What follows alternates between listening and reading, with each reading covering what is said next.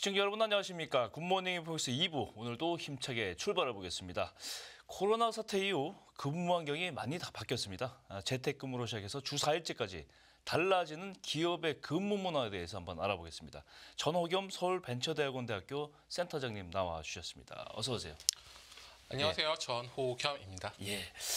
코로나19 때 재택근무 많이 했잖아요. 엄청 많이 했죠. 엄청 많이 했었는데 이게 이제 코로나가 엔데믹으로 바뀌면서 상당히 줄었고 근무 환경 자체는 좀 많이 변하고 있다 이렇게 나오고 있는데 통계가 좀 있습니까? 예, 사실 최근 우리나라 주요 기업들이 여러 가지 이유로 팬데믹 때 도입했던 재택근무를 잇따라 없애고 있는데요. 예. 이 같은 경우는 이제 통계에서도 볼 수 있는데요. 모 경제신문이 분석한 자료에 의하면 예. 통계청 경제활동 인구 데이터를 분석해봤더니 예. 2023년 8월 기준 재택근무 근로자는 68만 3천 명으로 네. 1년 새 약 30% 가까이 급감했다고 합니다. 네. 그리고 재택근무자는 2016년에서 2019년까지만 하더라도 연평균 7만 명 수준이었대요. 예. 그리고 코로나가 중국에서 2019년 12월에 공식적으로 나왔잖아요. 네. 그때까지만 하더라도 7만 명이었는데 지금 코로나 사태 이후에 본격적으로 늘어나서 네. 2021년 사상 최대인 114만 명을 돌파했죠. 그러니까 그렇죠. 단 1년 사이에 16배 갑자기 폭증한 거죠. 그렇죠. 예. 그랬다가 사회적 거리두기 해제되면서 2022년에는 60만 명대로 크게 줄었고요. 예. 그 전체 임금 근로자 중에 재택근무자가 차지하는 비중 역시 예. 22년에 4.4%에서 23년 3.1%로 감소하였습니다. 예. 뭐 이거는 우리나라뿐만 아니라 지금 사실 뭐 미국의 실리콘밸리 주요 기업들도 재택을 축소하거나 없애는 상황입니다. 그렇죠. 재택근무가 이제 코로나 시기에는 폭증했다가 이제 코로나가 엔데믹으로 바뀌면서 이제 줄고는 있는데 그 전보다는 아직도 많아요, 그죠? 그렇죠. 예, 뭐 미국 실리콘밸리 등지에서는 이제 뭐 재택근무 많이 줄이고 있다 이제 얘기 많이 들었어요. 예. 뭐 코로나 때는 그 어쩔 수 없이 있다가 이제는 좀 나와라 이렇게 하는 상황인데 우리나라 재택근무 일자는 다른 나라 일자에 비해서 어떻습니까? 사실 이거 관련된 전국 그 전 세계적인 통계가 있는데요. 2024년 스탠포드대랑 예. 독일의 IFO 연구소 등이 전 세계 34개국 직장인 약 4만 명을 설문조사한 결과가 있거든요. 네. 굉장히 크게 한 거죠. 예. 이 결과 한국 직장인의 월 평균 재택근무 일수는 1.6일, 그러니까 하루죠. 그리고 세계 최저 수준이었습니다. 그런데 예. 같은 우리 비슷한 아시아 국가인 일본도 이틀이었고요. 예. 그리고 대만도 2.8일로 약 3일이었거든요. 그보다 훨씬 적었고요. 그리고 그 영미권이 뭐 캐나다 같은 경우 6.8일이었고요. 영국은 5.6일, 뭐 이렇게 미국 같은 경우도 한 5, 6일 됐거든요. 네. 그러니까 우리가 영미권 국가에 비해서 그 영미권 국가 4배 정도 더 많이 재택을 하고 우리가 그보다 한 25% 정도밖에 안 하는 거죠. 이 통계는 좀 작년 2023년 통계 아닙니까? 맞습니다. 작년 통계입니다. 코로나가 이제 끝나고 다시 복귀를 했는데도 서구권은 상당히 많네요. 재택근무 수가. 이게 보면 생산면에서 누가 더 유리하고 이게 따져봐야 되는 거 아닙니까 이거? 맞습니다. 그 예를 들어 가지고 생산면에서도 이 관련 통계가 있는데요. 네. 그 사실 이게 좀 갑론을박이긴 한데요. 생산성 관련돼 가지고 재택근무의 효과가 낮다는 주장이 있는데요. 예. 그거 같은 경우에는 미국의 MIT 대학 등에서 경제학자들이 실시한 조사에 의하면 재택근무라는 근로자들의 생산성이 사무실에서 근무하는 사람보다 약 18%나 낮다고 하였습니다. 낮다. 예. 그러니까 18%는 굉장히 높은 건 굉장히 차이가 많이 나는 거거든요. 그렇죠. 그리고 또 업무 환경 자문회사 머서가 23년 7월 약 4,500명의 미국에 있는 정규직 근로자들 대상으로 한 조사에서 예. 일주일에 나흘 이상, 그러니까 일주일에 4일 이상 사무실에 출근하는 직원의 경우 스스로 동기부여와 소속감이 가장 높다고 하였거든요. 네. 그리고 이 사람들이 자신의 회사를 다른 사람들 우리 회사 정말 좋은 회사야. 아니면 커리어 목표로 해서 우리 회사 꼭 와. 이런 식으로 추천할 확률도 훨씬 높다고 했거든요. 예. 그래서 이 설문을 했던 관계자는 재택 근무 같은 원격 근로자 같은 경우에는 이제 근무 방식은 좋잖아요. 출퇴근 안 하니까. 그렇죠. 하지만 따로 혼자 있기 때문에 조직 안에서 소외감을 느끼기 때문에 소속감이 부족하기 때문에 예. 이런 일이 있는 것 같다고 했고요. 실제로 아마존이나 뭐 JP모건이나 미국의 주요 기업들은 사실 협업과 소통 등의 이유로 직원들의 출근을 다들 의무화하고 있죠. 그렇죠. 이제 그렇게 대우 변하고 있는 거죠 여기도. 그렇죠. 근데 이제 이렇게 보면은 재택근무를 하는 게 사무실에 나와서 출근해서 근무하는 것보다 훨씬 효율적이 떨어진다 이렇게 보여지는데 반대로 재택근무가 더 효과적이다 이런 주장도 있잖아요. 그러니까 사실 모든 이 조사는 갑론을박했고 그렇죠. 정반합이 있어가지고 예. 내가 이렇게 필요한 부분만 보는데 오늘 같은 경우에는 약간 좀 균형성이 필요할 것 같아서 예. 재택근무의 매출 성장률 관련돼 가지고 조사한 것도 있었습니다. 예. 이것도 굉장히 신뢰성 있는 기관인데요. 예. 미국 민간 싱크탱크인 전미경제연구소가 2021년 코로나19 국면 이후 미국 노동시장을 분석을 해봤어요. 그래서 예. 주 2, 3일 재택근무를 한 노동자는 통금 비중이 줄면서 월 소득이 5% 올라가는 효과가 있대요. 그러니까 우선은 가장 좋은 점은 근로자 입장에서 소득이 올라가는 효과가 있는 거고요. 그렇죠. 두 번째는 전미경제연구소가 하는 말은 코로나19가 끝나더라도 자발적으로 재택근무가 적절히 활용되면 최대 5% 수준에서 노동 생산성이 늘 것이라고 분석했거든요. 오. 그래서 굉장히 좋은 거죠. 더 놀라운 사실은 예. 이 기업의 근로 형태를 모니터링하는 소프트웨어 회사인 스코프 테크놀로지가 네. 보스턴 컨설팅 그룹과 함께 심지어 554개 상장사를 대상으로 한 조사가 있는데요. 예. 여기서 보면 재택근무를 도입한 회사의 매출 성장률이 그렇지 않은 회사에 비해 월등히 높다는 거예요. 아, 그래요? 그래서 이거 굉장히 놀라운 사실인데요. 예. 2020년에서 22년 사이에 재택근무를 자율적으로 선택할 수 있었던 기업의 경우는 매출 성장률이 평균 21%였대요. 예. 근데 그렇지 않고 야 재택근무 하지 마 이렇게 말한 회사들은 예. 5%밖에 성장을 못했다는 거예요. 그래요. 그래서 이거 관련돼서 제가 주변에 말했던 사람들이 예. 야 이거는 원래 잘 나가는 회사들이 재택근무하니까 아, 저도 그 생각했어요. 그런 거 아니야? 이렇게 말해. 저도 그런가 보다 했는데 이렇게 차이가 나기는 예. 좀. 근데 여기 보면 554개 상장사를 대표로 한 거거든요. 예. 그러니까 이 상장사라는 게 사실 기본적으로 미국의 상장사들이니까 글로벌 기업들이니까 그렇죠. 사실 그런 면은 좀 없는 게 아닌가 저는 그렇게 생각하고 있습니다. 그렇군요. 출퇴근하면서 일단 뭐 이 비용이 만만치가 않잖아요. 교통비부터 시작해서 맞습니다. 각종 통근 시간이 연봉하고도 관련이 있을 것 같아요. 맞습니다. 그 우리나라의 경우 2021년 국가 지도집에 의하면 심지어 매일 2,329만 명이 네. 회사로 출퇴근한대요. 그러네요. 정말 좀 깜짝 놀랐어요. 대단하네요. 그래서 서울에서는 10명 중에 6명, 경기도에서는 약 4명 정도가 이제 버스, 지하철 같은 대중교통으로 왔다 갔다 하고요.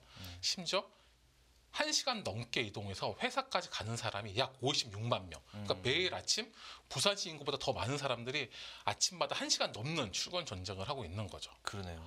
그리고 아쉽게도 이렇게 편도 30분 안에서 출퇴근한 사람은 한 1,000만 명에 불과했고요. 예. 그리고 우리가 가장 하고 싶은 게 집에서 직장까지 걸어가는 거잖아요. 그렇죠. 이거를 직주 근접이라고 부르긴 하는데 예, 예. 이게 가능한 직장인이 서울에서는 18%, 네. 경기에 14%, 인천에 12%. 그러니까 10명 중에 한두 명이나 겨우 직주 근접 될까 말까 한 거고요. 네. 심지어 서울에 살면서도 직장이 서울인데 1시간 이상 출퇴근을 하는 사람들이 15% 이상 된다고 하더라고요. 그럴 것 같아요.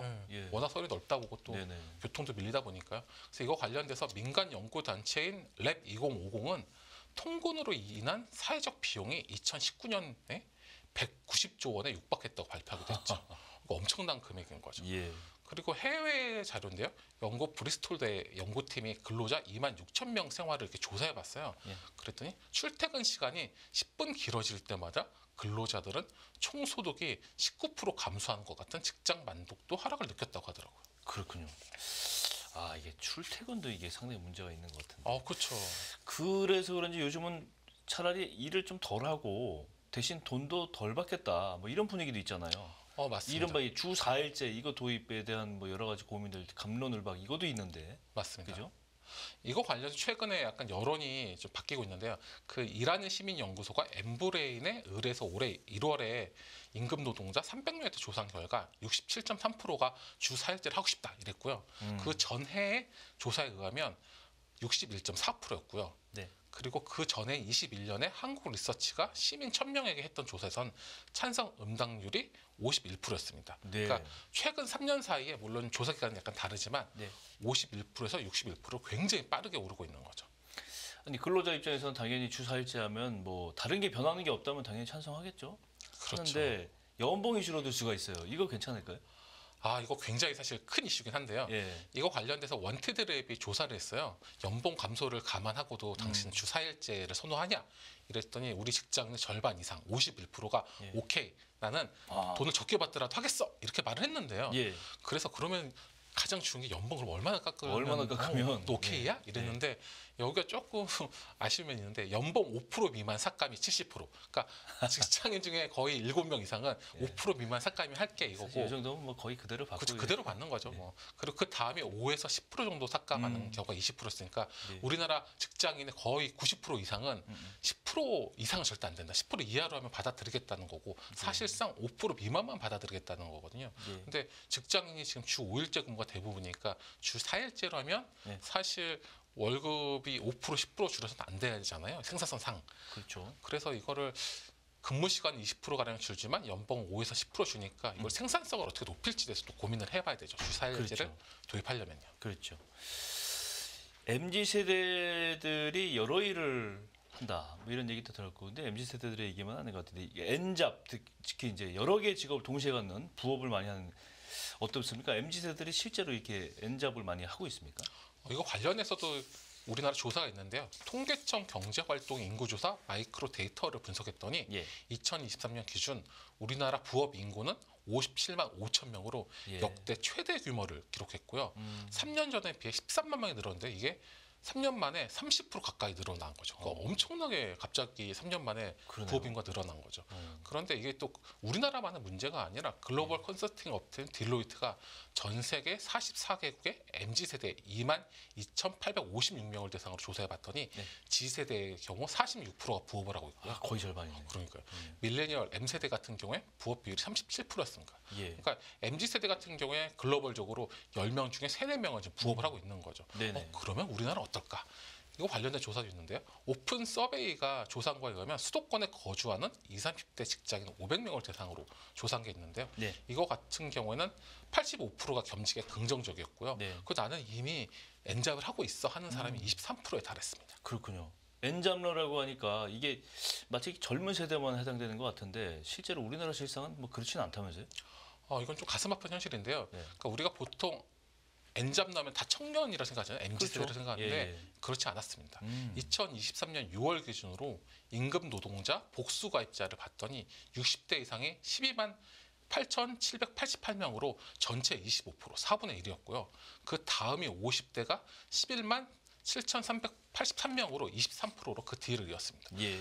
생각 외로 20대는 3만 명 정도 돼가지고 7%밖에 안 됐거든요. 그렇군요. 그러니까 예. 60대 50대 치면 거의 한 5배, 6배 정도 예. 많이 하시는 거죠. 예. 제 생각엔 이게 5, 60대가 대부분 가장이다 보니까 네. 부업을 많이 할 수밖에 없는 거죠. 경제가 너무 안 쓸데가 좋으니까. 많으니까. 그 사실 이게 어떻게 보면 우리 시대의 아픈 자아상일 수도 있다. 저는 이렇게 생각합니다. 그렇군요.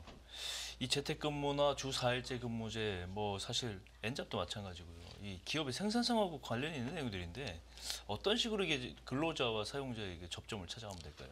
그러니까 사실 뭐 재택근무나 주 4일 근무를 원활하게 하려면 뭐 인프라나 문화 등 여러 가지가 필요하긴 할 테지만요. 예. 가장 중요한 건 결국 직원의 행복이 생산성을 높이는데 가장 주요한 요인이란 중에 맞습니다. 하나거든요. 예, 예. 그래서 영국 옥스퍼드대 연구팀에 의하면 직원들이 행복하다고 느낀 주와 행복하지 않다고 느낀 주 사이에 예. 13% 매출 차이가 있었다고 하더라고요. 아, 그거 굉장히 큰 거죠. 예. 그러니까 행복한 상태일 때는 동기부여, 인지적 유연성, 협상, 문제 해결 능력 등이 월등히 늘어났지만 아닌 경우에는 떨어졌다고 하더라고요. 예. 그러니까 우리나라 같은 경우에 지금 저출산에 사실 또 인구 감소에 그렇죠. 아까 말한 것처럼 주사일제 근무의 도입 여부 등등 해가지고 약간 생산성이 떨어질 수밖에 없는 상황인데 이걸 높이기 위해서는 아무래도 단순하게 이런 인프라만 할 게 아니라 기업 문화인 행복을 더 높이는 데 관심을 가져야 되고요. 이거를 단순히 뭐 기업이나 직장인의 문제가 아니라 이거는 사회 및 국가적 차원에서 한번 살펴볼 필요가 있을 것 같습니다. 맞습니다. 주 4일제 근무도 그렇고 이 재택근무도 그렇고 기업과 이 근로자 간에 여러 가지 공감대만 형성된다면 그렇죠. 충분히 제도 변화에도 수용을 할 수 있겠다 이런 생각이 듭니다. 맞습니다. 예. 오늘 경제건박싱 전호겸 센터장님과 함께 달라지고 있는 근무제도 변화에 관해서 알아봤습니다. 오늘 말씀 고맙습니다. 예, 감사합니다.